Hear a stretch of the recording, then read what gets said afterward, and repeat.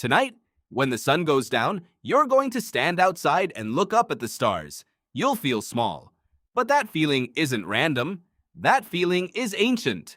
For 99.9% of human history, looking up at an open sky meant something very different to your ancestors than it means to you.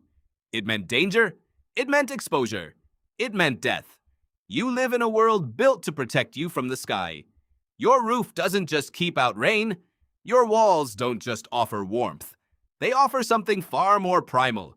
They hide you from above.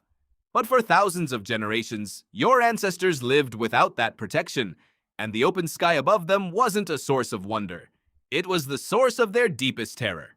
When you understand what they were afraid of, you'll never look up the same way again.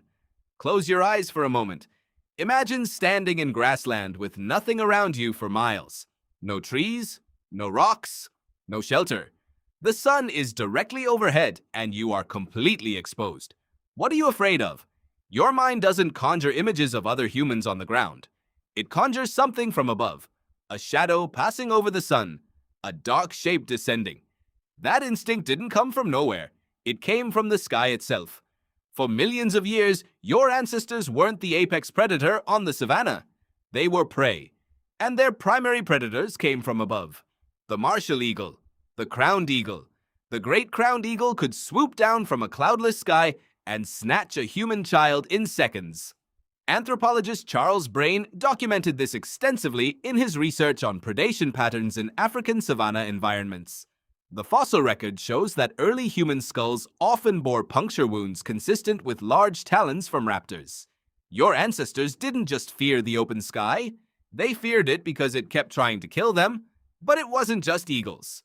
Early humans would have encountered crowned cranes, fish eagles, and African hawk eagles, any of which could target infants and juveniles. The larger the prey animal, the more dangerous the predator. As humans grew in size, so did the predators hunting them from above. The point is this: standing under an open sky meant standing in a hunting ground where the hunter had every advantage. The sky was infinite. You were small.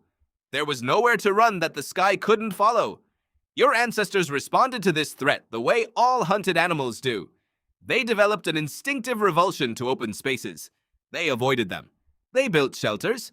They huddled together. They created the first enclosed spaces.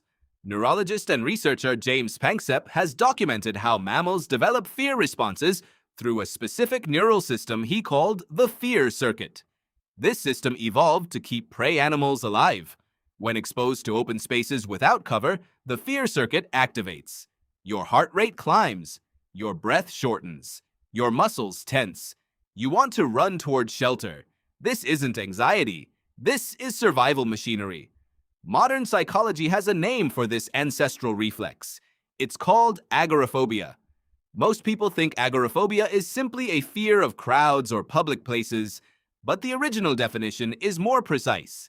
It's a fear of open or exposed spaces, especially when escape feels difficult. It's the fear of the open sky made into a clinical diagnosis. When you meet someone with severe agoraphobia who cannot leave their home, you're not looking at a broken mind. You're looking at an ancestor's survival instinct running full power in a world where the predators are gone, but the wiring remains. Psychologist Isaac Marks conducted landmark research in the 1980s, mapping out the universality of space-related phobias across cultures. He found that certain fears appear in every human population, regardless of geography or modern exposure. Fear of heights, fear of open spaces, fear of water. These aren't learned. They're inherited. They're evolutionary downloads. The fact that your ancestors feared the open sky explains why modern humans still carry traces of that fear, even when we live in buildings and drive in enclosed vehicles and have never encountered a predator larger than a dog. But here's what makes this even stranger. You weren't just afraid of what was above you. You were afraid of being seen from above. Visibility is a predator's weapon. If you can see the sky can see you.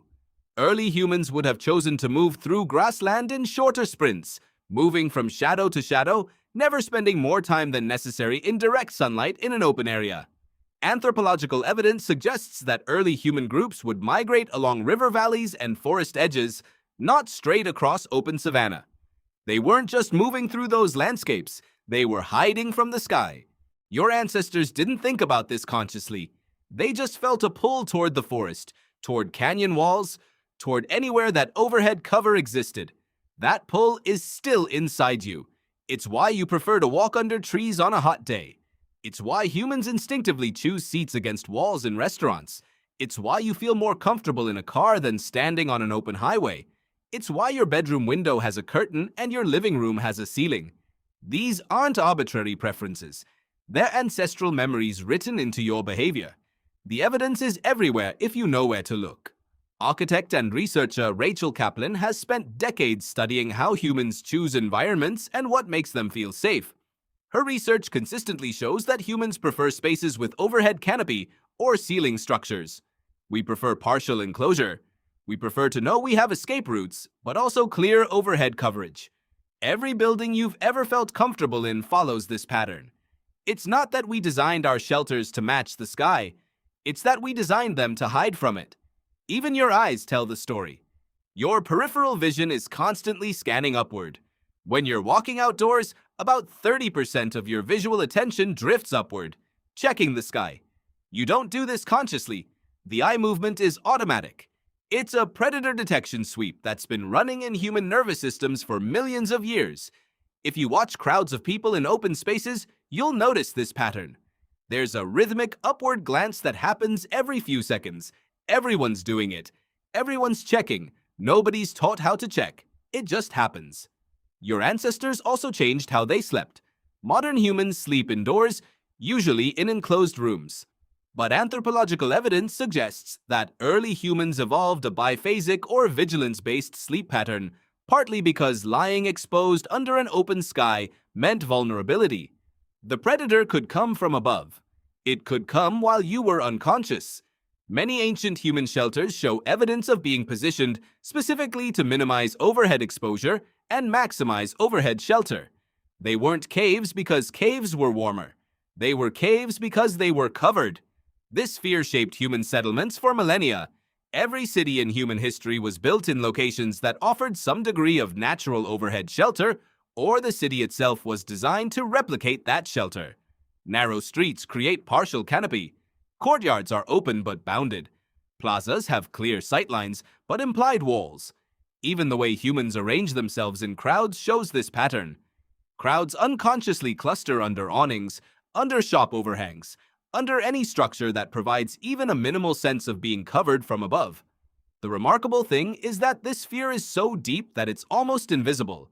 You don't notice it because it's not screaming at you. It's not the fear that makes you take shallow breaths.